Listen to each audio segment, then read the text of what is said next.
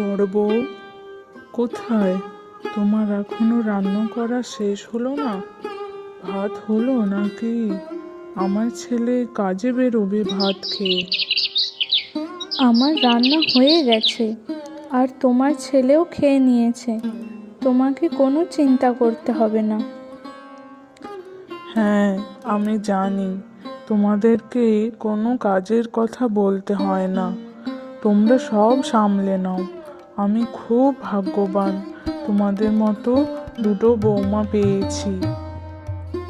কি হচ্ছে এখানে? শাশুড়ি বৌমা মিলে তো দেখছি খুব গল্প হচ্ছে। আমাকে বাদ দিয়ে বড় বউয়ের প্রশংসা হচ্ছে কেন মা? আমি কি ভালো বৌমা নই? কে বলল? তোমরা দুজনেই খুব ভালো। আমি অনেক ভাগ্য করে বৌমা পেয়েছি। হ্যাঁ, আমাদেরও ভাগ্য ভালো যে তোমার মতো শাশুড়ি পেয়েছি। এই যে, কেমন আছো দু ভাই? ঠিকঠাক ভাবে কাজ চলছে তো? হ্যাঁ জমিদার বাবু, সব ঠিকঠাকভাবেই কাজ চলছে, কোনো সমস্যা নেই। যদি কোনো অসুবিধা হয় তখন সব আপনাকে বলবো। হুম, আমার জানার কোনো দরকার নেই।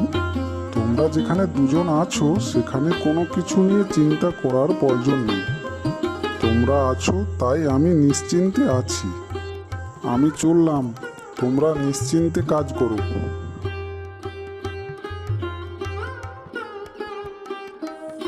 দাদা তাড়াতাড়ি বাড়ি চল, আজকে অনেক পরিশ্রম হয়েছে, প্রচণ্ড খিদে পেয়েছে। হা হা হা। হ্যাঁ ভাই, চল চল, আমারও খিদে পেয়েছে, বাড়ি গিয়ে অনেক ভাত খাবো। জমিদার বাবু আমাদের উপর গুদাম ঘরের পুরো দায়িত্ব দিয়েছেন। জমিদার বাবু আমাদেরকে খুব ভরসা ও বিশ্বাস করেন। চলো চলো, তাড়াতাড়ি চলো। আরে কোথায় গেলে তোমরা? তাড়াতাড়ি ভাত নিয়ে এসো, আমরা স্নান করে আসছি। হ্যাঁ হ্যাঁ, তাড়াতাড়ি স্নান করে এসো, আমি ভাত নিয়ে আসছি। আজ কি রান্না হয়েছে বৌদি? আমাকে প্রচণ্ড খিদে পেয়েছে। তোমার পছন্দের কাতলা মাছের ঝোল, বেগুন ভাজা, ডাল রান্না করেছি। আচ্ছা, মা কোথায়? মায়ের শরীরটা একটু খারাপ, তাই তাড়াতাড়ি ভাত খেয়ে ঘুমিয়ে গেছে। আচ্ছা ঠিক আছে, মায়ের খেয়াল রেখো, আর আমরা ভাত খেয়ে কাজে বেরোবো। তোমাদের কিছু লাগলে বলো, রাতে বাড়ি আসার সময় নিয়ে আসবো। না, আমাদের এখন কিছু লাগবে না, তোমরা খেয়ে নাও। এই বিজয়, তোর কাজ করার ইচ্ছে নেই নাকি? কয়েকদিন ধরে লক্ষ্য করছি তুই কাজে মন দিচ্ছিস না। তোর মনে কোনো খারাপ মতলব চলছে, তোর চোখ দেখে বোঝা যাচ্ছে। নানা বাবু, এ কি বলছেন? আমি তো ঠিকই কাজ করছি, আমার মনে কোনো খারাপ মতলব নেই।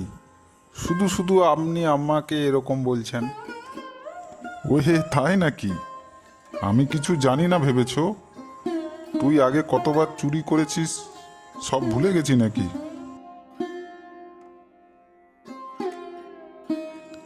এই যে রবি, তোমরা একে নজর রেখো, আমি চললাম। এই বিজয়, হিসাব নিকাশের খাতাটা নিয়ে আয় তো। হ্যাঁ দাদা। এই নাও দাদা।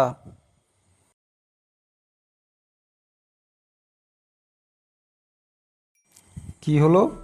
এতে তো হিসেবের সব কাগজ নেই, কিছু কাগজ মনে হয় আনতে ভুলে গেছিস। না দাদা, এতে তো সব কাগজই আছে, আমি সব হিসেবের কাগজই এনেছি। তুই মিথ্যে কথা বলিসছি না তো? ঠিক আছে, তুই এখন যা, আমি দেখছি। আর যদি তুই কোনো কাগজ লুকিয়েছিস তোর অবস্থা শেষ। এই বিজয়ের স্বভাবটা কোনোদিন পাল্টাবে না, জানি না আবার কি করেছে। হ্যাঁ, আমারও তাই মনে হয়। সকালে জমিদার বাবুকেও ধমক দিতে দেখলাম, আবার হাতে নাতে ধরা পড়লে জমিদার বাবু আর ক্ষমা করবে না। আমাকে চোর বলা? তোমাদের জন্য এখন আমি ভালো করে টাকা পয়সা নিতেও পারছি না, তোমাদের ব্যবস্থা করছি আমি। তোমাদের এই গুদামঘর জ্বালিয়ে দিলেই আমার শান্তি হবে।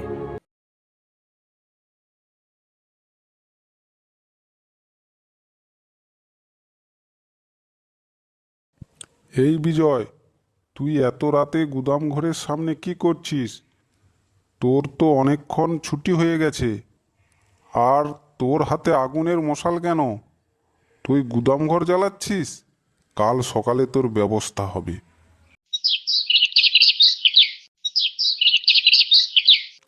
এই দেখো রবি, কাল রাতে বিজয় কি কাণ্ড করতে যাচ্ছিল। গুদাম ঘর জ্বালাতে এসেছিল, আমি হাতে নাতে আবার ধরেছি। কি, তোর মনে এই ছিল? তোকে এতবার ক্ষমা করে দেওয়ার পরও তোর স্বভাব পরিবর্তন হলো না?